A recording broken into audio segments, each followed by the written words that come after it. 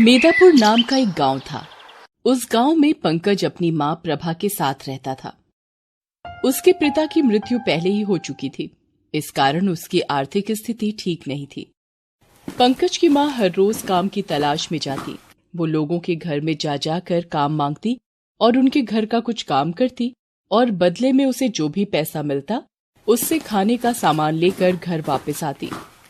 कभी कभी तो काम नहीं मिलता था तो वो खाली हाथ ही वापस लौट आती। उसे खाली हाथ वापस आते देखते हुए पंकज बोला, माँ, आज कुछ नहीं लाई मेरे खाने के लिए? नहीं बेटा, आज तो काम ही नहीं मिला, तो कहाँ से कुछ लाऊं? कोई बात नहीं माँ, आप चिंता न करो। आज मुझे भूख नहीं लगी है। आप और हम आज पानी पीकर ही सो जाएंगे। अपने बेटे की बात सुनकर माँ ने उसे सीने से लगा लिया और उसकी आंखों में आंसू निकल गए। बेटा, आज तेरे पिताजी जिंदा होते तो हमें ये दिन नहीं देखना पड़ता। कोई बात नहीं माँ, जब मैं बड़ा हो जाऊंगा ना, तब मैं तुम्हें ढेर सारा पैसा कमा कर दूंगा, तो तुम्हें कोई भी दुख नहीं होगा। फिर हम खुशी खुशी रहेंगे। अरे मेरा बेटा, भगवान तुझे लंबी उम्र दे। फिर दोनों पानी पीकर सो जाते हैं। अगले दिन जब सोकर उठती है तो देखती है कि उसके बेटे को बहुत तेज बुखार चढ़ जाता है। वो मन ही मन कहती है, हे भगवान, ये तुमने हमें कैसी जिंदगी दी है। इससे अच्छा होता कि मुझे भी मार डालते। रात को भोजन भी नसीब नहीं हुआ और अब मेरे बेटे की तबीयत खराब हो गई। अब मैं क्या करूं, तू ही बता। फिर वो भागे भागे अपने पड़ोसन के यहाँ जाती है और उससे कहती है, अरे ओ बहन, जल्दी से दरवाजा खोलो।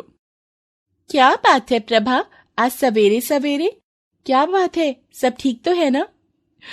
मेरे बेटे की तबीयत बहुत खराब है, मेरी मदद करो बहन। बड़ी आशा लेकर तुम्हारे पास आई हूँ। हाँ हाँ ठीक है, देखती हूँ, चलो अपने घर चलो। प्रभा के घर जाकर वो देखती है कि उसका बेटा चारपाई पर पड़ा हुआ है। वो उसके सिर पर हाथ रखती है और कहती है, हाँ, इसे तो बहुत तेज बुखार है, इसे डॉक्टर को दिखाना पड़ेगा। तू घबरा मत प्रभा, मैं तुझे कुछ पैसे देती हूँ। जा जल्दी से डॉक्टर बुलाकर ला और इसे दवाई दे। तुम्हारा बहुत बहुत धन्यवाद बहन। जल्दी ही प्रभा डॉक्टर को बुलाकर लाती है और पंकज को दिखाती है। पंकज को देखने के बाद डॉक्टर बोला, देखिए बहन जी, आपका बेटा बहुत ही कमजोर हो चुका है। लगता है इसे भरपेट खाना भी नहीं मिलता। हाँ डॉक्टर साहब, कल रात इसने कुछ भी नहीं खाया था। ओहो, कोई बात नहीं, ये लो, अभी दवाई ले आओ। मैं बता देता हूं कैसे कैसे दवाई देनी है इसे।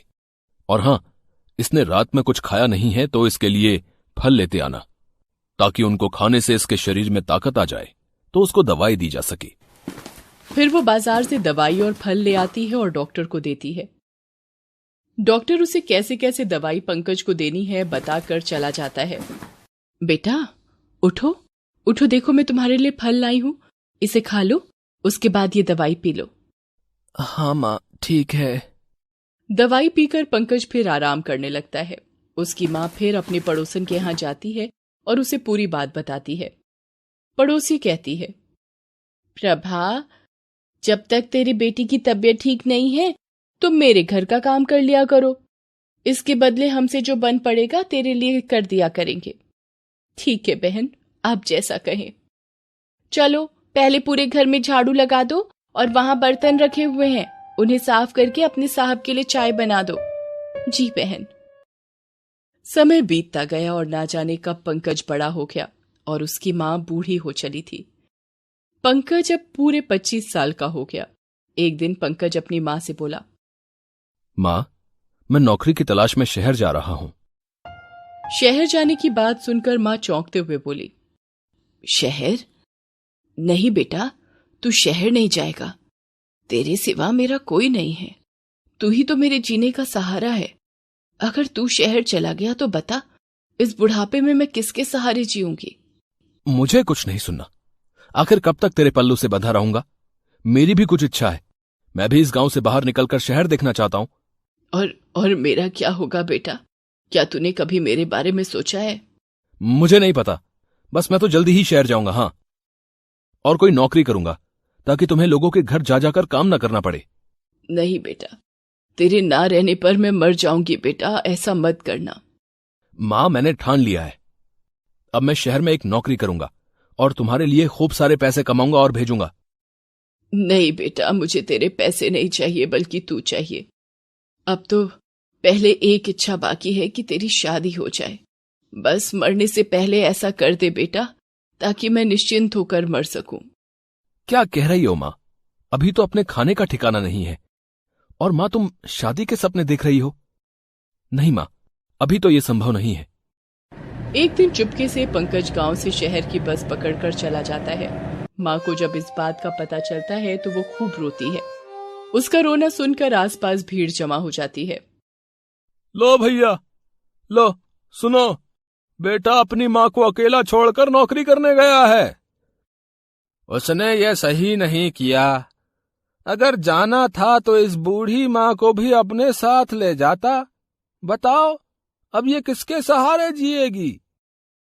हाँ भैया, कह तो ऐसे रहे हो जैसे शहर में उसका कोई आलीशान घर हो, जहां वो इस अभागी को रखता है। वो घर से भाग गया है, इसे खिलाने पिलाने के बारे में सोचकर। उसकी बातें सुनकर रोती हुई प्रभा बोली, नहीं भैया, वो तो अपनी माँ के लिए कमाने गया है। मुझे अकेला छोड़कर उसने जो सोचा होगा सही होगा। कुछ समय बीत जाने के बाद पंकज की नौकरी शहर में लग जाती है और वो अच्छे खासे पैसे कमाने लगता है। अब उसे अपनी माँ की याद नहीं आती। उसने एक सुंदर लड़की उमा देखकर शादी भी कर ली होती है। पंकज ने अपनी माँ के बारे में उसे सब बता दिया। वो कहाँ का रहने वाला है और कहाँ से आया है, ये सारी बात वो उमा को बता देता है। लेकिन वो अपनी शादी की बात अपनी माँ को नहीं बताता। नौकरी पर जाते समय एक दिन अचानक पंकज को चक्कर आता है और वो धड़ाम से सड़क पर गिर पड़ता है। सड़क पर चल रहे लोगों ने उसे अस्पताल में एडमिट करा दिया और फिर उसकी पत्नी को इस बारे में सूचना दी। हेलो, आप पंकज की पत्नी बोल रही हैं क्या? हाँ, बोल रही हूँ। और आप कौन? मैं सिटी हॉस्पिटल से डॉक्टर सुरेश सक्सेना बोल रहा हूँ। आपके पति की तबीयत अचानक खराब हो गई है। आप यहाँ आकर मुझसे शीघ्र मिलो। ठीक है डॉक्टर साहब, मैं जल्दी ही पहुंचती हूँ। उमा अस्पताल पहुंचकर डॉक्टर सुरेश सक्सेना से मिलती है। डॉक्टर ने उसे बताया कि उसके पति की दोनों किडनियां फेल हो गई हैं। अगर उन्हें जल्दी ही किडनी नहीं दी गई तो उनकी जान नहीं बचेगी। डॉक्टर साहब, आप कोई भी इंतजाम कीजिए, मेरे पति को बचा लीजिए। ठीक है, अगर कोई डोनर मिलता है तो मैं आपको जल्दी बताता हूँ। डॉक्टर साहब, इसमें खर्चा कितना आएगा? अभी कुछ नहीं कह सकता, फिर भी 5 से 10 लाख भी लग सकते हैं। आप पैसे का इंतजाम कीजिए और हम किडनी डोनर का। ठीक है? डॉक्टर की बात सुनकर उमा मन ही मन सोचने लगती है, हे भगवान, घर में तो कुल मिला चुलाकर 2 ही लाख होंगे और मेरे पास भी कुछ नहीं है। डोनर मिलने के बाद डॉक्टर ने उमा से कहा, उमा जी, डोनर मिल गया है। आप जल्दी से 6 लाख रुपए लेकर जल्दी ही अस्पताल पहुंचिए। उमा अस्पताल पहुंचती है और डॉक्टर से बोलती है, डॉक्टर साहब, 2 लाख से ज्यादा पैसा नहीं हो पाया है, आप इससे ही काम चला लीजिए। क्या कह रही हो उमा? पैसे मुझे नहीं बल्कि डोनर को चाहिए। बाकी हमारा खर्चा तो अलग होगा। आपको 1 सप्ताह का समय देता हूं, इंतजाम कर लो, नहीं तो फिर हमें दोष मत देना। 1 सप्ताह के बाद डॉक्टर ने उमा को फोन कर अस्पताल बुलाया। हाँ उमा, तो ले आई पैसे आप? नहीं डॉक्टर साहब, 2 लाख से ज्यादा नहीं है, अब मैं क्या करूं? एक उपाय है उमा, बोलो तो कहूं। तुम्हारे पैसे भी बच जाएंगे और तुम्हारा पति भी। वो क्या है डॉक्टर साहब, जल्दी बताइए ना। आप अपनी 1 किडनी दान कर दो। आपकी 1 किडनी आपके पति को लगा देता हूं। नहीं नहीं, मैं नहीं दे सकती इनको किडनी। आप कोई और उपाय हो तो बताइए। पंकज की जान बचाने के लिए अगर 2 दिन से ज्यादा और समय लगा तो मैं भी कुछ नहीं कर पाऊंगा। बाकी आप देख लो, नहीं तो कोई रिश्तेदार या परिचित हो तो उन्हें अपनी 1 किडनी दान देने को कहो, फिर इनकी जान बच सकती है। हाँ डॉक्टर, इनकी माँ के अलावा और कोई भी नहीं है इनका। इनके पिता तो पहले ही मर चुके हैं। लेकिन मां की तो उम्र हो चुकी होगी ना? हाँ, बस मरने की ही उम्र हो रही है। ऐसे व्यक्ति की किडनी मैं नहीं ले सकता, नहीं तो वो मर सकती हैं। डॉक्टर साहब, अब तो वो मरने ही वाली हैं। अगर उनकी किडनी आप लगा देंगे तो इनकी जान बच जाएगी ना। इसके बदले आपको पैसे दे देती हूँ। अब आप ही के हवाले इनकी जिंदगी है। ठीक है, तुम कहती हो तो उन्हें जल्दी ही बुलाओ, अब देर मत करो। फिर उमा जल्दी से प्रभा के पास जाती है और उसे पंकज की बात सुनाती है। अपने बेटे की तबीयत की खबर सुनते ही वो झट से उमा के साथ जाती है और डॉक्टर को अपनी किडनी देने के लिए तैयार हो जाती है। डॉक्टर ने अगले ही दिन प्रभा की किडनी निकालकर पंकज के शरीर में लगा दी। इधर किडनी निकालने के बाद उमा प्रभा को उनके गांव पहुंचवा देती है। किडनी निकलने के कारण प्रभा की हालत बहुत बिगड़ जाती है और कुछ दिनों में उनकी मौत हो जाती है। इधर किडनी पाकर पंकज में नई जान आ जाती है और वो उमा के साथ खुशी खुशी रहता है। फिर वो अपनी मां से मिलने की इच्छा अपनी पत्नी उमा से जाहिर करता है। उमा उसे गांव जाने से रोकती है, लेकिन दर्द का आभास उसे मां से मिलने के लिए विवश कर देता है। वो जब गांव पहुंचता है तो गांव के लोगों की भीड़ इकट्ठा हो जाती है। वे लोग तरह तरह की बातें करने लगते हैं। अरे कातिल, आ गई तुझे माँ की याद है? हाँ भाई, सही कह रहे हो, खूनी है ये, खूनी। खूनी तो वो है जो खड़ी है साथ में, वो देखो, एक बेचारी बुढ़िया को भी नहीं बख्शा इसने। चुप रहो आप सब। अरे मैं काम की तलाश में शहर गया था। हाँ, मुझे समय लग गया, लेकिन अब मैं वापस आ गया हूं। अब मैं और मां एक साथ रहेंगे। अब मैं यहां से वापस नहीं जाऊंगा और यहीं रहूंगा। अरे नालायक, किस मां के साथ रहेगा? है उसकी रूह के साथ रहेगा क्या? है क्या कह रहे हो काका? मां कहाँ है? बेटा, तेरी मां तो स्वर्ग सिधार गई, वो भी तेरी वजह से। मेरी वजह से? क्या मतलब है आपका? अरे पूछ अपनी बीबी से, वही तो बेचारी बूढ़ी को ले गई थी बहला फुसला कर। क्या कह रहे हैं ये सब? क्या बात है? जी मैं क्या कर रही हो? सही से बताओ। क्या तुम गांव आई थी मां से मिलने? हाँ, वो आपकी तबीयत खराब थी, आपकी दोनों किडनियां खराब थी, इसलिए मैं मां के पास आई थी। तो मां इसमें क्या करती? तभी अचानक एक ग्रामीण बोल उठा। अरे बेटा, है तुझे ही तो दी है अपनी किडनी, तभी तो तू जिंदा है। अरे मेरे बच्चे, मर गई बेचारी तुझे किडनी देकर। पूरी जिंदगी दूसरों के घर काम करते करते मर गई बेचारी, है अपने लिए कुछ भी ना कर सकी और तू उसे कोई खुशी ना दे सका। गांव वालों की बात सुनकर पंकज फूट फूट कर रोने लगा और अपनी पत्नी को कहा, आज तेरे कारण मैं अपनी माँ का कातिल बन गया।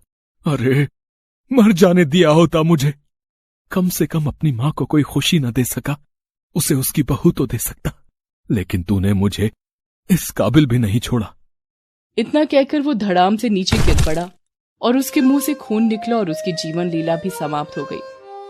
गांव के लोगों ने उमा को ताने मार मार कर वहां से जाने पर मजबूर कर दिया। फिर पुलिस को सूचना दी गई। वहां आकर पुलिस ने पंचनामा किया और पंकज की लाश को पोस्टमार्टम के लिए भेज दिया और उसकी पत्नी के खिलाफ मुकदमा दर्ज कर उसे जेल भेज दिया। Please subscribe this channel.